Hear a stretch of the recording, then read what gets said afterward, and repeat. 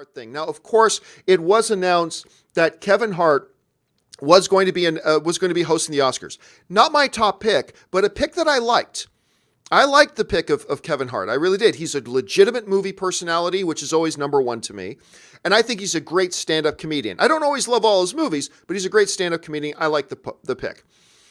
Then some news outlets started to complain about the fact that in 2009 through 2011, there was a few jokes he had in some of his comedy routines that Kevin Hart said himself and explained immediately. Those were jokes about me making fun of my own insecurities. That wasn't me making fun of the gay community. That was me making fun of myself for being so insecure. But whatever, a lot of people still had a problem. Then it went on that the Academy apparently got a hold of Kevin Hart and insisted to him that he issue an apology or else he shouldn't be hosting the Oscars. And Kevin Hart said in reply, and this is all on his public social media, saying, look, I'm not going to apologize for this again. He said, I addressed this all years ago. I talked about the rights and the wrongs of it. I've talked about how I've changed. I explained the jokes at the time and all that kind of stuff. I'm not going to do it again. 2 hours after that, Kevin Hart came out and put out a post on social media saying that he has decided to step down. He doesn't want to be a distraction to the Oscars. He apologized for offending anybody with stuff he wrote 7, 8, 9, 10 years ago, and he stepped down. Robert, I gave my opinion on this yesterday, that I kind of felt like, dear heavens, we are so at the point now that we are just immediately, as soon as somebody gets named to anything, people start witch hunting through their past, not even for anything they did, but maybe even things they joked about.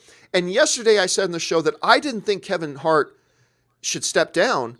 I didn't even think he should step down, let alone anything else. And yet here he is. He's had to step down. But I don't know. Maybe you never liked his inclusion in the show in the first place. What do you think about, number one, the selection of Kevin Hart to host the Oscars, and subsequently him now stepping down as the host of the Oscars? Well, first of all, on one hand, I think Kevin Hart's rise to prominence, especially in the movies he's done with The Rock, has been a good one. I really like him as a presence. I think, Ride Along, when he was with Ice Cube, I've really enjoyed what he's done. He's a deft comedian. He's a fun on-screen presence. And he was great in Jumanji, too. He was great in Jumanji. Yeah, great in Jumanji. And he's really worked his ass off. And yes, stand-up comedy is frequently bawdy. It's frequently a little close to home. And stand-up comedy has never been safe. Ever since Lenny Bruce came on the scene, who is actually a character in The Marvelous Mrs. Maisel, comedy has been dangerous. And all comics over the last 50 years, whether it was Richard Pryor, whether it was Eddie Murphy, whether it was Chris Rock, they've all attacked everyone, every stereotype that exists. And I really think that we are becoming a society of thin-skinned people that need to take a step back. And you can't pillory every single person for everything they might have ever said one time in their lives. If we're going to do that, we're all guilty at some point. What person is beyond reproach? What community hasn't stereotyped another community at some point in their lives? And I just think it's really getting dangerous, and it's dangerous for everyone. And I think it's unfortunate. I mean, look, maybe the Academy should have vetted Kevin Hart a little bit harder or a little bit deeper, but I think Kevin's done his job. And it's unfortunate. I think he was a fresh choice to host the Oscars. I think he could have brought a great energy to it. But it's too bad. I mean, who's going to take the job now? Who's going to take any job where you're subject to that kind of public scrutiny? Not me. And that's one of the things now. It's like, good luck. Good luck. Yeah. Finding an Oscar host at this point, because again, look, there are definitely things you should not say, and there are absolutely things you should not do. But I just find that, like with this situation, a joke he made in 2010 that was a part of his comedy routine, that was it's a comedy special. Everybody knew about this. Why didn't the Oscars say anything about this before this all got brought up? You know why? Because they thought, oh, he already explained this. This was apologized for and explained his joke, so this isn't an issue, until other people decided to make it an issue. And to me, that's and I talked yesterday about this, Robert, about how the two guys who do South Park, they once said something really, really simple, but incredibly profound. Because they are often at the heart of some controversy about what you should and shouldn't joke about. They're amazing. They are. And this one time they said this. They said, look, we can either joke about everything or we can joke about nothing. And as simple as that sounds, I thought that was incredibly profound. Now, I wasn't sure I wanted to share this, but I'm going to share this. This was sent to me at like 6:30 this morning from one of our viewers in Ohio. And I want to read this email that I got. I wasn't sure I was going to, but I do feel like I want to do this. And here's the email that I got this morning. It was from Michelle, who wrote, Dear John, as a woman openly living for over 5 years, I can't tell you how frustrated I and my friends are over this Kevin Hart situation. The actions of a small minority have made me and my community look weak.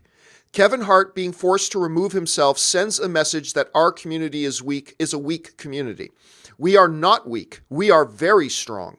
We are not insecure. We do not see ourselves as above humor. We are not so fragile that jokes from 8 years ago, even poorly worded ones, send us into a tailspin of self-loathing. Please let your viewers know that the actions of that small minority who forced Mr. Hart out do not represent me or the majority of our community. Thank you, from Michelle. And you know what? And I got a sense, and look, I said this before, I will say this again. I am a deathly boring, straight heterosexual man. So I cannot possibly comprehend the sensitivities of a community who've been through the stuff and the prejudice and all that kind of stuff that the LGBTQ community has had to face over the years. I'm not even going to pretend like I can understand it. But I remember seeing some journalists taking up this banner to get attention for themselves or to look like the glorious white knight warrior, or I don't know. But I remember thinking, this doesn't feel right to me. But anyway, I was disappointed to hear that he stepped down. And so let me ask you this, Robert. Who's going to host the Oscars now? I know we both just said who on earth could do it, but honestly, like, could you see anybody now being like next in line to host the Oscars if anybody even wanted to? Well, I think, look, ultimately somebody is going to want to, because it's a lucrative job, and if you do well, you get a lot of attention brought to yourself. But maybe they'll have to think out of the box. Maybe we'll have two different hosts. I don't know. I mean, I just think that, the different communities that we have in this world, no one makes fun of themselves more or better than those communities do of themselves. And everybody's in on these jokes. And it's only lately when everybody, look, hate is hate. We need less of that in the world. What we need more of is being able to shine a light on ourselves, turn over those rocks, and laugh at who we are with the understanding that it only helps us understand one another better. There's no better way in than humor to break the ice between different kinds of people. We can all laugh at our foibles and our shortcomings, but when it comes to hosting the Oscars, look, it should be a celebration of the movies. And what's happening with this is that it just moves, it turns the Oscars into, look, it's a politicized broadcast anyway, because aren't we all the libtards from California out here? But I mean, it should be a celebration of the art of cinema. When you talk about every person that worked on every one of those Oscar-winning films, you're talking about tens of thousands of people. Tens of thousands of people from all walks of life work on movie sets. Movie sets are a microcosm of society. You've got blue-collar workers, you've got white-collar workers, you've got day laborers, you've got sculptors, painters, artists. I mean, there's no better place to see work being done from an entire community than there is on a movie set. And that needs to be celebrated. And this kind of press, it moves the focus away from where it should be. And that frequently happens today in every part of our civilization. The things that are important that we should be really focusing on are frequently mired in this ridiculous controversy over, I don't know what, besmirching somebody who said something 8 or 10 years ago. I hate to think if people knew what I said in elementary school or junior high school, if that came back to haunt me, no geeks would ever talk to me again. Yeah, I said I I once said I hated the Avengers and loved the Justice League. People would be like, you're I remember a DC fanboy. one of my favorite theologian and of all time, I once got to interview this guy named Dr. Tony Campolo, who was the spiritual advisor to President Bill Clinton. He's a theologian, all this kind of stuff. But he said this one statement once that has stuck with me forever, which was this. He was standing on a platform in front of like 10,000 people. And he said, if you guys knew every wrong thing I've done and said, you wouldn't want to listen to me. And then he said, and if I knew every wrong thing you've done and said, I wouldn't talk to you. And then it also reminds me of this great line from a poet once said. He said, you know what? We're never going to truly be able to live together until we're able to laugh at ourselves together. And that just seems poignant for this right now. All right. Absolutely. Let's move on to the next topic.